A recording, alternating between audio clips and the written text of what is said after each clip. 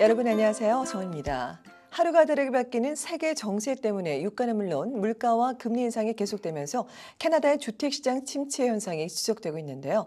요즘 토론토 부동산 시장 상황과 또 앞으로의 전망에 대해서 오늘도 역시 부동산 전문가 마이클 박 중개인을 모시고 궁금한 내용을 자세히 살펴보도록 하겠습니다. 안녕하세요. 안녕하세요. 네, 안녕하세요. 자, 요즘 같은 시기에 부동산 시장에 어떤 그 영향을 미치는 요인이라면 어떤 것들이 있을까요? 예, 일단 지난 한 1년, 네. 1년간 사이에 시장에 많은 변화가 있었어요. 네, 맞아요. 예, 왜 변했는지 제일 크게 한 두 가지만 먼저 짚어보고 네. 잠깐 알아본 다음에 그다음 얘기를 하겠습니다. 첫 네. 번째로 가장 그 온타리오 정부에서 2017년 작년 4월 22일자를 기준으로 해서 네. 외국인 바이어들한테 그 15%의 세금을 매기게 됐죠. 네, 그 맞아요. 집값이 100만이면 15만 불, 엄청난 돈이죠. 그럼요. 그래서 그게 딱 발표되는 순간부터 한 달 후부터 시장에 직접적으로 그 네, 시장 직접적인 변화가 영향을 왔습니다. 그렇죠. 그러면서 그때부터 지금 한 1년이 좀 지난 이때까지 그 영향이 가장 큰 요인 중에 하나고요. 네. 그러니까 소위 이제 그게 외국인들한테 비영주권자, 아니면 투자하는 분들도 있었을 거고요. 예, 비시민권자죠. 예, 네, 그런 맞습니다. 스테러스가 안 되는 사람들한테 이렇게 네. 받았는데 그게 이제 소위 정식 명칭은 뭐 Foreign Buyers Tax가 아니고 NRST에서 Non-Resident Speculation Tax라고 했습니다. 그러니까 네. 투기 반투기 세금이라고 이제 나름대로 명칭을 했죠. 사실은 네네. 이게 그 전에 밴쿠버 쪽 BC주에서도 먼저 시행이 됐는데 네. 온타리오 정부에서는 좀 뒤늦게 했습니다. 사실 그 2016년부터 2017년까지 집값의 거의 폭등 수준이라고 할 만큼 30% 이상의 집값이 올랐는데 네. 만약에 온타리오 정부는 BC가 그런 세금을 새로 도입한 다음에 네. 곧바로 따라하지 않고 결과를 보고 추이를 보고 했기 때문에 시간이 늦었지만 그 이유가 폭등한 큰 이유 중에 하나로 또 기여가 됐습니다. 너무 네. 늦게 또 들어갔죠. 그래서 사실은 그 2016년부터 2017년 사이에 폭등 상황에서도 집을 사신 분들은 경우에 따라서 엄청난 손해를 봤습니다. 왜냐하면은 주택 가격이 이미 많이 올랐기 때문에. 예, 그렇죠? 많이 오르는 상황에서 집을 사신 결과가 된 거고요. 네. 또 하나 두 번째 요인으로 이제 소위 많이 들으셨겠지만 스트레스 테스트라는 게 있죠. 네네. 개인 부채율이 사상 최대로 올랐죠. 예를 들어서 100불의 소득이 있는 분이 갚아야 될 부채가 170이 넘었습니다. 그게 네. 뭐냐면은 170을 갚아야 되면은 마이너스니까 그건 아닌데 100불의 소득이 있는데 빚은 170이 있다는 얘기입니다. 그 빚은 네. 천천히 갚겠죠. 네. 그래서 그 부채율이 너무 높다 보니까 정부에서는 굉장히 우려를 한 거죠. 앞으로 계속 이자는 오를 상황이고 그래서 파산해서 이 정부가 걱정한 게 주택에 너무나 많은 빚이 있다고 이제 우려를 했기 때문에 스트레스 테스트를 도입을 하게 된 거죠. 이거는 이제 그 다음에 나온 얘기죠. 네, 알겠습니다. 사실 스트레스 테스트 방금 말씀해 주셨잖아요. 근데 스트레스 하면 저희가 흔히 받는 스트레스를 생각을 먼저들 하시고 또 이제 많은 분들이 도대체 스트레스 테스트 하는데 그게 무엇인지 정확히 아는 분들이 별로 없어요. 좀 예, 설명해 이제 주시겠습니까? 부채가 증가하다는 네. 거에 오히려 해서 나온 건데 예를 들어서 과거에는 예를 들어서 그 35% 집값이 한 35%만 다운페이를 하면은 네. 소득에 관련 관계 없이도 65%를 모기지를 받을 수 있던 시기가 있었습니다. 네네. 이제 거의 없었죠. 순수하게 이제 개인 소득, 인컴에만 기준해서 인컴으로 몇 배의 뭐 4배면 4배, 3배 정도를 모기지를. 모기지 액수를 그렇게 네. 대강 얘기를 했는데 그래서 현재 이제 요즘의 모기지율이 낮게는 뭐 3%에서 한 3.5% 됩니다. 네. 종류에 따라 다르죠. 근데 거기다 플러스 2%를 하는 거죠. 무슨 말이냐면은 내가 3.5%의 그 이자율을 기준이라서 50만 불을 빌릴 수 있는 사람이 실제로는 5.5%라는 기준을 정해서 은행 보고 정부에서는 그만큼만 빌려줘라. 그러니까 50만 불 빌릴 수 있는 사람이 한 40만 정도로 확 떨어지는 거죠. 그러니까 집을 살 수 있는 여력이 떨어지다 보니까 다운페이가 훨씬 더 커져야 많아야 되겠네요. 되고 그러니까 모기지 액수가 줄어들다 보니까 매매가 성사가 안 되고 주택의 가격이 조금 떨어지긴 했지만 조금 이따 이제 그 두 가지 네네. 얘기를 하겠지만 할 수 있는 여력이 떨어지게 된 거죠. 그러니까 실질적으로 직접적인 영향을 미치겠네요. 스트레스 테스트라는 게 뭐 굉장히 큰 2%라는 거는 상당히 높은 그렇죠. 네, 이자율이잖아요. 네네. 알겠습니다. 그러면 지금 말씀하신 것처럼 주택 같은 게 특히 단독주택의 경우에는 가격이 많이 상승을 했었잖아요. 근데 이제 직격적으로 이제 좀 영향을 받아서 이제 가격이 좀 하락한 걸로 알고 있는데 실질적으로 부동산 시장에서 단독주택과 또 콘도와의 어떤 가격 차이라고 할까요? 어떤 변화들이 있었나요? 전체적으로 지난 몇 년 동안 네. 전체적으로 주택 가격이 많이 올랐죠. 네, 반도 토론토 맞아요. 지역에서 뿐만 아니라 그 인근 지역까지 막 주택 가격이 올라가게 그렇죠. 퍼졌죠. 네네. 그랬는데 그 단독 주택의 경우는 심한 경우 지역에 따라 다른데요. 특히 외곽지대일수록 외곽지대라는 게 쉽게 얘기하면 전화번호 905 지역 아니면 그 이외에 멀리 떨어진 지역은 뒤늦게 큰 폭으로 올라간 지역일수록 네, 네. 하락폭이 컸습니다. 그러니까 중심가에 있는 다시 말해서 401 하회 401 밑이나 뭐 네.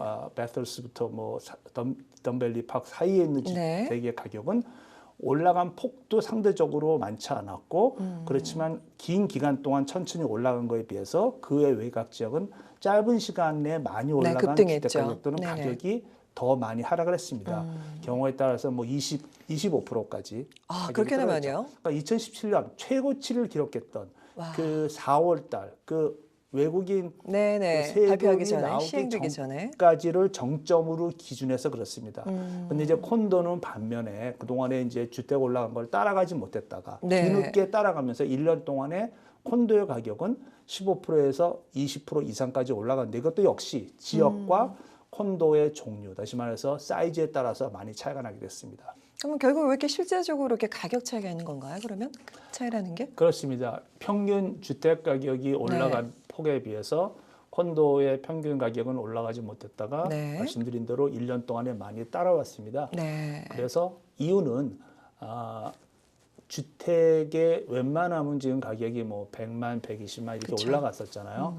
물론 905 지역의 어떤 지역은 과거에 170만, 180만 하던 집이 뭐 130 이렇게까지 떨어졌죠. 네. 그런데도 불구하고 스트레스 테스트를 적용하고 그동안에 이자율도 좀 올랐고 이거를 할 경우에 모기지를 얻을 수 있는 살 수 있는 여력이 있는 사람들이 많이 줄어들었습니다. 네. 그래서 그동안에 이제 캐나다 이 넓은 땅이 많은 나라에서 집을 사는 걸 다 좋아했지만 이제는 변했습니다. 할 수 없이 포기하고 주택은 못 사니까 콘도로 내려오는 거죠. 그러다 보니까 이제 과거에는 콘도도 방 하나, 원 플러스 대한 작은 평수가 많이 인기가 있다가 이제 가족이 살아야 되니까. 그러니까 결국에는 이제 주택 대신 살아야 되니까. 그렇죠. 투 플러스 대의 네. 주택으로 내려다 보니까 그 전체적으로 콘도 가격이 많이 올라갔습니다. 네. 그래서 지금 이제 갭이 전체적인 평균 가격이 두 가지 종류의 그 주택 그 갭이 가격 차이가 많이 줄어들게 되었죠. 네, 그러니까 주택과 콘도의 차이가 이제 별로 없다는 말씀이신 거죠? 별로 없는 거죠. 그 옛날에 큰 폭은 많이 줄었다는 거죠. 네. 아직도 차이가 있는데 네네. 그게 단지 이제 말씀드린 것처럼 네. 원에서가 아니라 할 수 있는 여력이 떨어졌기 때문에 내려가게 네네. 됐습니다. 네. 사실 이렇게 그 전까지, 그러니까 최근 들어서 특히나 이제 꾸준하게 토론토 지역을 중점으로 해서 그 외곽 지역까지 그 주택 가격이 계속 꾸준하게 올랐었잖아요. 상승세를 탔었는데 이제 최근에는 조금 하락세를 보이고 이렇게 급락을 계속 반복을 한단 말이죠. 그럼 도대체 이제 앞으로의 부동산 시장이라는 걸 저희가 어떻게 예측할 수 있을까요? 네. 그 네. 여러 이제 분야의 그 비즈니스 사이클 네. 중에서 부동산을 가장 그 이렇게 등락을 거듭하는 시클리컬 비즈니스라는 것 중에 하나가 부동산입니다. 부동산 가격이 과거 수십 년 보면은 계속 직선으로 올라간 적은 없죠. 네. 어느 정도 떨어지고 올라가고 네. 했었죠. 근데 지난 한 1년 동안에 폭등 수준으로 올라갔다가 이제 네. 가격이 빠지면서 소위 이제 2016년 정도의 2년 정도의 선으로 돌아가고 있습니다. 가끔 여러분들이 미디어에서 보시면 뭐 35% 폭락 이게 가격이 빠진 게 아니고요 매매량이 빠진 겁니다. 그러니까 잘 보셔야 돼요. 결국 거래량을 말씀하시는 거죠? 그렇죠. 네. 거래량하고 가격하고는 차이가 있고 네. 지역에 따라서 종류에 따라서 차이가 완전히 다릅니다. 근데 그냥 이렇게 통틀어서 그렇게 되면 많은 분들이 집값이 굉장히 많이 떨어졌구나. 빠졌기 때문에 네. 거기에 대해서 잘못된 판단하실 수 있는 거죠. 근데 이제 우리 많은 분들이 그동안에 지난 10수년 동안 가격이 너무 많이 올랐기 때문에 부동산을 주거용 목적이 아닌 상업용 부동산이나 투자용 부동산은 당연히 수지타산 따져보고 부동산 가격의 이자율의 세소득을 다 따져봐야 그렇죠. 되겠지만 실질적인 프로핏을 내야 되니까. 내가 살고 있는 집은 사실은 주거용이 제일 목적 아닙니까? 그렇죠. 근데 전례적으로 캐나다에 살고 있는 원래 오랫동안 사는 사람들이 이렇게 생각했던 것이 요즘 집값이 이렇게 폭락하다 보니까 너도 나도 집 투자를 하는 것이 부동산만이 다른 어떤 투자보다 최고로 좋다라는 그런 이제 신념을 갖고 투자하게 된 것이죠. 네. 그러다 보니까 그 지난 1년 동안에 그렇게 폭등 상황에서도 집을 사신 분들이 많고 이제 손해를 그쵸. 보시 생겼는데 앞으로 그러면 어떻게 될 것이냐. 사실은 앞으로 어떻게 될지는 뭐 누가 알겠습니까? 진짜 아무도 맞힌 사람이 없지만 예, 그렇지만 부동산의 가격 폭락이라고 크래시라고 할 정도의 보통의 정의는 가격에서 한 30% 떨어져야 되는 것이죠. 그런데 현 시세 기준으로요. 네. 근데 이미 그 단독주택은 앞서 말씀드린 대로 큰 집값은 20에서 25%까지 네, 이미 많이 하락을 떨어진 했죠. 적이 있습니다. 네. 외곽지대 특히.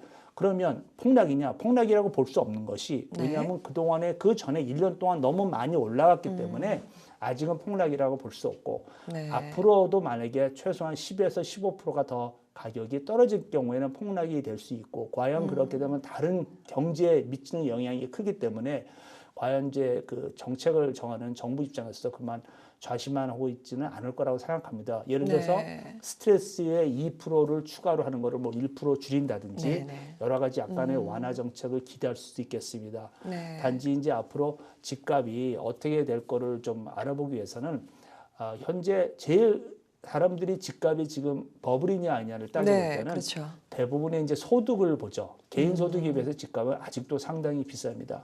네. 그렇지만 반면에 지금 현재 캐나다 경제는 우리 한인들이 많이 느끼는 소위 그 소규모 경제, 리테일. 네. 그러니까 우리가 많이 이제 영업하시고 직접 느끼는 뭐 식당이나 가게나 모든 이런 네. 비즈니스는 굉장히 슬로우하고 장사가 안 된다고 그렇지만 전체적인 네. 큰 맥락의 큰 대기업들은 굉장히 경제가 좋기 때문에 그리고 앞으로도 당분간은 좋을 거라고 생각하기 때문에 그 주택 시장은 올 들어서 그러니까 이제 하반기 2018년 하반기나 내년부터는 다시 안정을 찾고 이제 다시 어느 정도 가격이 상승할 수도 있는 거를 기대하는 사람들이 많이 생겼습니다. 네, 그러니까 그건 이제 흔히 말씀하시는 저희가 이제 예측할 수 있는 부분이라는 거죠. 물론 이제 꼭 그렇게 된다라는 보장은 없지만 저희가 그 너무나도 우려하고 있는 그런 상황까지는 되지 않을 것이다. 특히나 이제 부동산을 정책을 국가에서 그렇게 뭐 좌시하지는 않을 것이다 말씀을 하시는 거잖아요. 그렇죠? 그렇죠. 네. 그 특히 또 부동산 정책이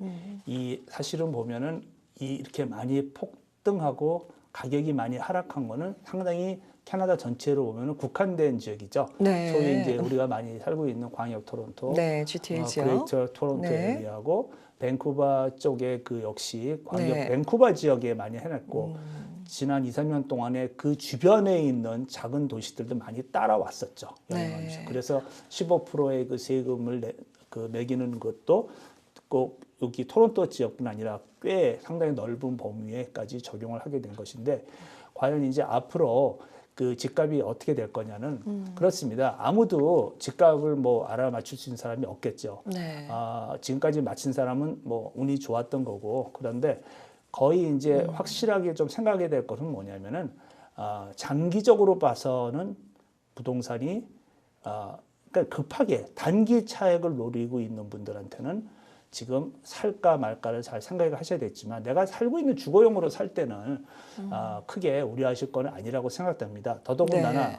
또 어떻게 알 수 있냐면은 이미 지난 2, 3년 동안에 흔히 볼 수 있던 동네가 참 그 지역적으로는 참 인기가 있고 가능성이 있는 동네에 집은 굉장히 허름한 집을 사가지고 부셔가지고 새로 건축하는 그쵸. 그 소규모 건설업자의 그런 활동, 네네. 액티비티가 거의 없었습니다. 최근에요. 그렇죠. 이제 그 말은 뭐냐면은 단기간에 내가 땅값만 보고 집을 사가지고 주택에 들어가는 모든 비용, 소요 기간을 감안하는 비용을 해서 그 확실하게 내가 소득과 이윤을 남긴다는 자신감이 많이 떨어졌다는 것에서 알 수 있듯이 네. 단기간에 이제 그 어떤 소득을 그 이윤 창출을 기대하고 집을 사시는 거는 지금은 자제하실 때가 아닌가 이렇게 생각합니다. 아주 중요한 말씀을 해주셨네요. 사실 말씀하신 것처럼 그냥 이제 투기성이 될 수도 있겠죠. 그냥 집 장사라고 저희가 흔히 얘기들을 하시는데 이제 뭐 낡은 집을 사서 이제 다시 데몰리션을 해가지고 재건축을 한다든가 아니면 레노베이션을 해서 되파는 이제 그래서 이제 그 차익을 보는 그런 일은 요즘에 좀 주춤해졌다는 말씀이잖아요. 예, 그렇습니다. 네. 네. 그러면 이제 사실 많은 분들이 궁금해하시는 게 무엇보다도 이건 것 같아요. 그럼 지금 현재 상황에서 부동산이 아까도 말씀을 하셨는데 언급을 하셨는데 이게 버블이냐, 그러니까 거품이냐, 아니면 아직은 이게 거품이 아니다. 그러니까 뭐 옛날처럼 뭐 서브프라임이 와서 이게 붕괴될 일은 없을 것이다. 제일 중요한 건 불안한 거거든요. 근데 지금 그건 어떻게 보시나요? 그 부분에 대해서는? 항상 어떤 그 경제 상황을 보고 네. 두 가지 캠프라고 하죠. 네네. 굉장히 긍정적으로 보는 사람이 있고 부정적으로 보는 네. 사람이 있는데 사실은 부동산에 종사하는 저희 같은 부동산 네. 업무 관련된 사람들이 과거 한 번이라도 부동산이 폭락할 거라고 얘기를 들어보신 그렇죠. 적이 없습니다. 하면 안 되죠. 그러니까 좀 어느 정도 감안해서 들으셔야 되는데 네. 저희가 그래도 보는 거는 이 토론토라는 지역이 굉장히 장래성이 유망한 지역이고 네. 인구는 들어오고 다음에 이제 좀 거기에 대해서 자세하게 네네. 하겠지만 버블에 대한 과연 그 데피니션이 뭐냐? 과연 1년 전에 2017년의 가격을 보면은 분명히 네. 버블이었던 게 어느 정도 꺼지고 있는 상태고 네. 이게 어느 정도 더 꺼질지는 좀 두고 봐야 되겠습니다. 올해 하반기까지. 네네. 그래서 2017년 4월 기준이라서 만약에 1년 전만 딱 대비를 하면은 굉장히 많은 가격 하락으로 보이지만 네. 앞서 말씀드린 대로 이미 그 전에 2년 전 정도로 수준도 돌아갔고 가격뿐만 아니라 매매량도 돌아갔고 많은 분들이 부동산 시장을 그 진단할 때 시장에 매물이 나온 다음에 며칠 있다가 팔리냐를 봅니다. 과거에는 네. 편말을 꽂기도 전에 그냥 팔렸습니다. 팔렸죠. 그런 솔드 적이 사인. 있었죠. 그랬는데 이제는 보통 정상적인 수준, 그러니까 지역에 따라 다르지만 days on the market, 30일에서 50일 정도가 시장에 나와서 팔리는 것이 정상적인 시장이라고 봅니다. 수요와 네네. 공급이 어느 정도 밸런스를 이루고 적당히 깎아주고 팔고 적당히 깎아서 살 수 있어서 바이어와 셀러가 서로 어느 정도는 흡족한 관계에 딜을 할 수 있는 것이 정상적인 가격이죠. 네네. 이제 그런 수준으로 지금 돌아갔다고 보겠는데 이번 하반기를 이제 보면은 과연 어느 쪽으로 방향을 틀지는 하반기가 어느 정도 그 방향을 정해주지 않을까 생각합니다. 그러니까 어느 정도 안정세를 찾아가고 있다라고 볼 수가 있겠네요. 저희가 지금을 만약에 진단을 하자면 말씀하신 것처럼 뭐 옛날엔 사실 뭐 셀러스 마켓이라고 얘기를 해서 뭐 그저 뭐 옛날도 아니죠. 그러니까 셀러스 마켓이라고 해서 이제 저희가 뭐 복수 오퍼, 흔히 얘기하는 멀티 오퍼를 받아서 지금 말씀하신 것처럼 뭐 며칠 사이에 이미 집이 팔려버려 그런 경우가 많았는데 지금 이제 그렇게까지는 아니라 말씀이잖아요. 수요와 공급이 어느 정도 밸런스가 맞춰진다라는 그런 말씀이겠네요. 그렇습니다. 예, 그렇지만 아직도 저희 업계에서는 아직도 엄밀하게 이야기하면은 셀러스 마켓이라고 얘기합니다. 물론 지역에 따라 큽니다. 인기 네. 지역에는 지금도 복수 오파가 일어나고 있고 그래요? 복수 오파 전략을 쓰고 있죠. 일주일 네. 동안 보여주고 오파 안 받는 거 아. 거의 없어졌는데 지역적으로 인기가 있고 유망 지역 새로 요즘 많이 변하고 있는 스마트 트랙이니 새로 이제 LRT니 이런 쪽으로 중심으로 해서 뭐 이제 다운타운에 외국의 유망 기업들이 네네. 들어오고 거기에 또 더불어서 거기에 맞춰서 그런 이제 근접성이 좋은 그런 지역에서는 지금도 그런 일이 이제 일어나고 있습니다. 네. 부동산을 구매한다라는 것 자체는 상당히 딜레마인 것 같아요.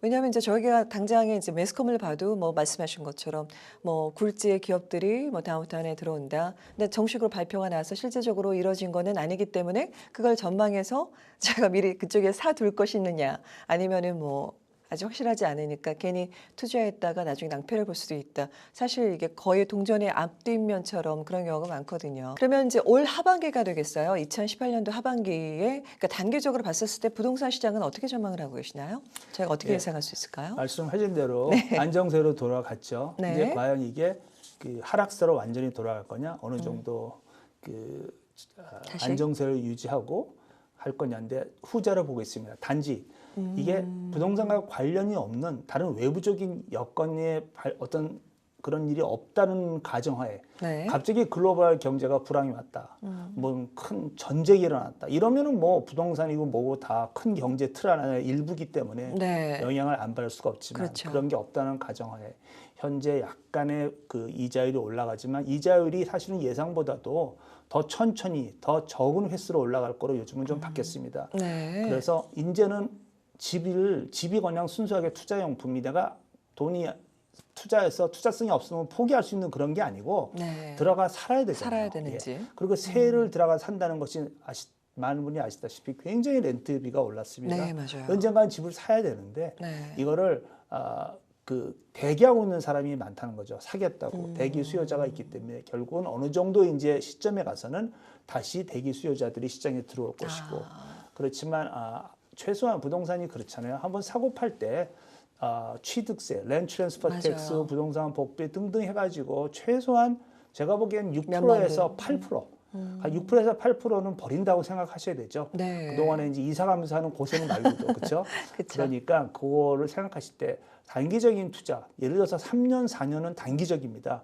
제가 보기에는 최소한 네. 5년에서 10년 이상을 내가 거주 목적으로 살 필요가 있다면은 이런 어떤 그 예상이라는 걸 너무 구애치 마시고 네. 항상 변수는 일어날 수 있기 때문에 실행에 옮기시는 게 맞다고 생각합니다. 네, 알겠습니다. 그러니까 본인의 어떤 수입이라든지 내가 갚아 나갈 수 있는 능력, 유지할 수 있는 능력을 좀 감안해서 그거를 이제 단행을 한다라면 크게 무리는 없을 것 같네요. 네. 네, 알겠습니다. 저희 그럼 다음 시간에 어떤 내용을 저희가 알아보게 될까요? 네. 또 뭐 오늘 말씀드린 거하고 비슷한 맥락인데 네. 그럼 과연 지금 파시려는 분은 팔아야 될지 그렇죠. 아니면 살 사람은 사야 될지를 조금 네. 더 다른 각도에서 좀 더 이렇게 좀 구체적으로 한번 나눠보도록 하겠습니다. 실질적인 현안이 되겠네요. 네. 네, 알겠습니다. 그럼 다음 시간에 좋은 말씀 기대해 보도록 하겠습니다. 네.